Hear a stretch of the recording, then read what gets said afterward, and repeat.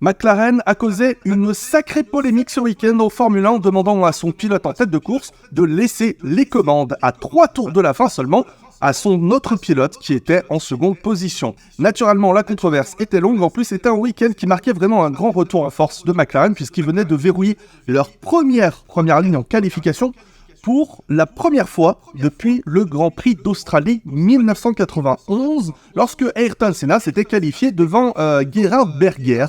Et ce week-end, du coup, c'est Mika Häkkinen qui a pris la pole position quelques millièmes seulement devant David Coulthard. Le pilote finlandais avait pris la pole position et s'élançait merveilleusement, conservant la tête de course pendant tout le Grand Prix, exception faite naturellement lors de la phase des arrêts au stand. Mais suite à son terrible accident dans lequel il faillit perdre la vie en 95 à Adélaïde, il semble que Mika Häkkinen soit victime encore de sévères traumatismes et on comprend soudainement mieux pourquoi il s'est arrêté au stand sans raison alors que son équipe ne l'attendait pas en fin de course. En effet, Häkkinen était persuadé d'avoir entendu à la radio son équipe lui demander de s'arrêter, ce qu'il a fait, son équipe étant naturellement très surprise, même Häkkinen ne s'attendait pas lui non plus à devoir être arrêté.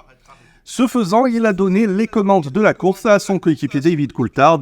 Et en fin de Grand Prix, la situation était très tendue chez McLaren. Et chez McLaren, on a tellement dominé le week-end qu'on se sentait très mal à l'idée d'être dans cette position de retourner vers le succès avec le pilote qui méritait de gagner, se retrouvant deuxième à cause de, on le rappelle, cet accident. Et au final, c'est un sacré dilemme moral que David Coulthard a dû affronter, tout comme son équipe.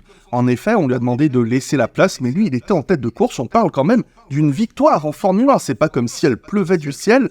Donc c'est assez compliqué dans les deux camps, puisque dans un camp, on peut se dire « mais Coulthard travaille pour McLaren, ce sont ses employeurs, normal qu'ils leur obéissent. » Mais d'un autre côté, David Coulthard, en écoutant les consignes d'équipe, fait plus ou moins comprendre, laisser passer un message « je suis prêt à me laisser écraser pour l'intérêt général. » Et si jamais sur le reste de la saison, Häkkinen s'avère être meilleur que Coulthard, ça pourrait être un mauvais présage pour le pilote écossois. Et vous la commu, qu'est-ce que vous en pensez? N'hésitez pas à me répondre à ce topic. Est-ce que vous pensez que McLaren a pris la bonne décision? Est-ce que vous pensez que David Coulthard n'aurait jamais dû se laisser écraser de la sorte par son équipe? On se revoit très bientôt sur Vimeo pour plus d'informations autour du MotoGP.